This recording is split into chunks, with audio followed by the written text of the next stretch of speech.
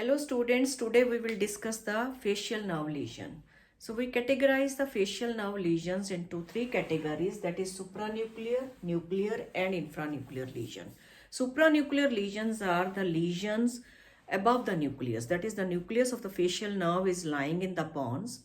So if the lesion is happening above that pons, we categorize that lesion under supranuclear lesion, and the most common site of supranuclear lesion is the hemorrhage in the internal capsule. Now this lesion is considered as upper motor neuron lesion involving this region above the nucleus, and in this the corticonuclear and corticospinal fibers are affected. Now because of the involvement of these fibers, what will happen? So it will cause the contralateral paralysis of the facial muscles and the contralateral hemiplegia. But what is important in this upper motor neuron lesion is, if we see the face, the upper part of the face is spared. Why? Because the upper part of the face has double supply. It is getting the supply from the same side. You can see here. So it is receiving the fiber from the same side as well as from the opposite side. So the loss which is done by the lesion on the affected side, that loss is compensated by the fibers coming from the opposite side. So upper part of the face is spared from this. So the symptoms are only visible, or signs are visible only in the lower portion of the face but on the opposite side. So in this case, the contralateral hemiplegia and contralateral paralysis of the facial muscle is seen. Now coming to the nuclear lesion. So the nuclear lesion, definitely the nucleus of the facial nerve is lying in the pons.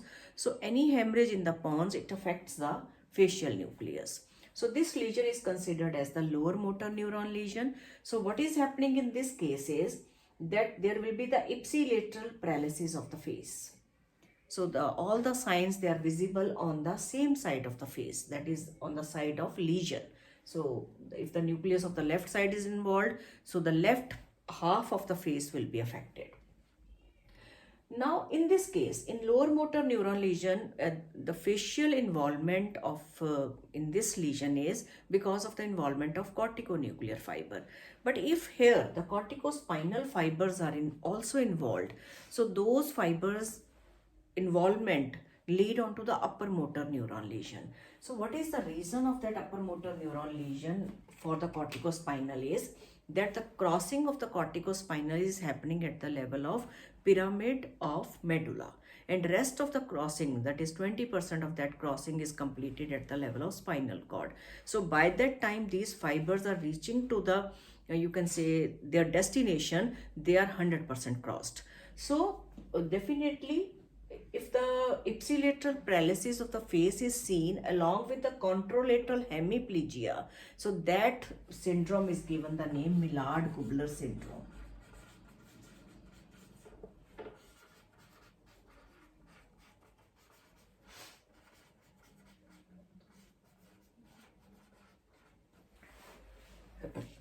So this is regarding the nuclear lesion. Now coming to the infranuclear lesion. So this lesion is most commonly, it is seen when the nerve is leaving the brain stem. So beyond that, if any lesion during its course is happening at any level it is there, then it is categorized under infranuclear lesion. So the most common infranuclear lesion which is seen is at the level of stylomastoid foramen.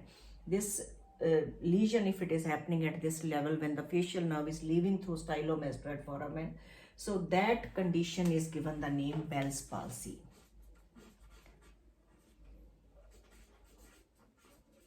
Now in this Bell's palsy, basically its pathology is considered as the viral pathology, but the cause is not exactly known. So what is going to happen in infranuclear lesion? As I have told you, this is lower motor neuron lesion because it is happening beyond the nucleus. So it is again the lower motor nuclear lesion as that of nuclear lesion. So both these nuclear and infranuclear lesions are lower motor neuron lesions. Now what are the signs which will be seen in this patient of Bell's palsy? There will be the loss of wrinkling on the forehead. So if we see the forehead of the patient, there will be no wrinkles are seen on the forehead because of the involvement of the frontalis muscle. Now you ask the patient to close the eye. Patient is not able to close the eye. Why? Because of the involvement of orbicularis oculi muscle. Now, as the eye is open, eye is not closed, there will be the corneal irritation. So the continuous tearing is seen on the face.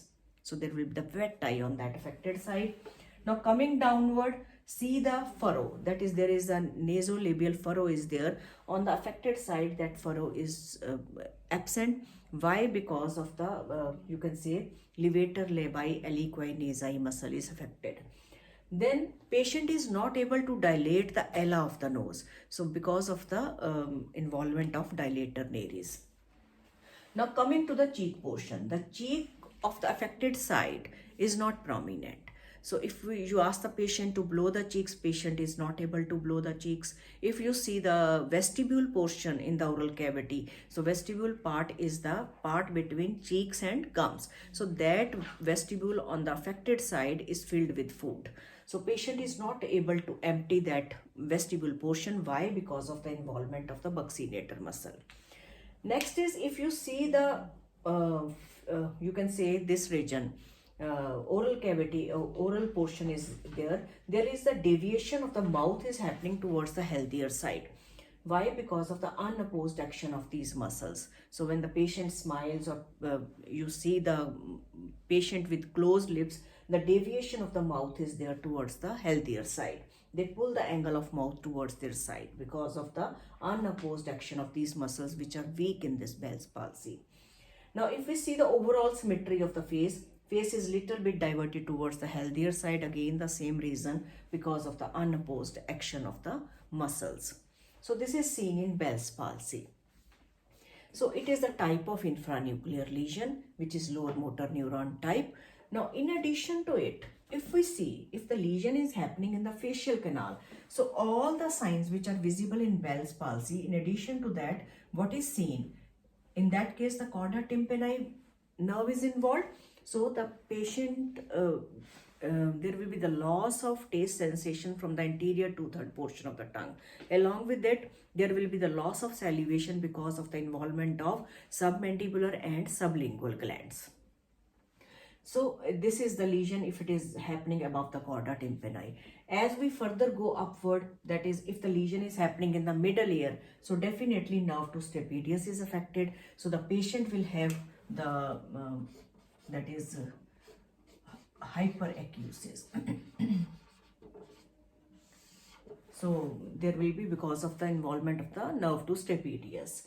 Now again, if the lesion is happening at the level just when it is leaving the brainstem and moving toward the internal acoustic meatus, or you can say before entering into the internal acoustic meatus, so what fiber additionally, those fibers that is of greater petrosal nerve, that will be affected in that case, along with the all these features which are visible with the involvement of the different nerves. So as the lesion is proceeding towards its origin, that is towards the origin of the facial nerve, so we can assess the level of lesion. So whatever be the is spared, it means the lesion is beyond that, it has spared that action. So if the greater petrosal nerve is involved, so what will happen? It is ultimately going to supply the lacrimal gland. So there will be the, you can say, loss of tears in the eye. So dry eyes will be there. So this is important. So once a patient comes to you, so definitely you have to see the facial symmetry. That is, which part of the face is spared, which part is involved. If the upper part of the face is showing all the normal signs, it means it is upper motor neuron lesion. If it is involving the lower half of the face, it is definitely it is indicating that it is of upper motor neuron lesion because upper part is spared. Now, if the lesion is ipsilateral, so definitely you have to make out where, at what level the lesion has happened. So in nuclear lesion, definitely it will involve the corticospinal fibers too. So if the hemiplegia is along with that, it means the involvement is somewhere in the nucleus, and ipsilateral paralysis of the face is there. So that is considered as Millard-Gubler syndrome, as I have told you. And if the lesion is beyond that, only facial muscles they are involved, so in that case you have to assess at what level the lesion is happening. So just testing the different levels or different nerves, you can judge or you can assess the level of lesion. So this is all about the facial nerve palsy. So if you like my channel, I request you again to like it, share it and subscribe it. Thank you very much.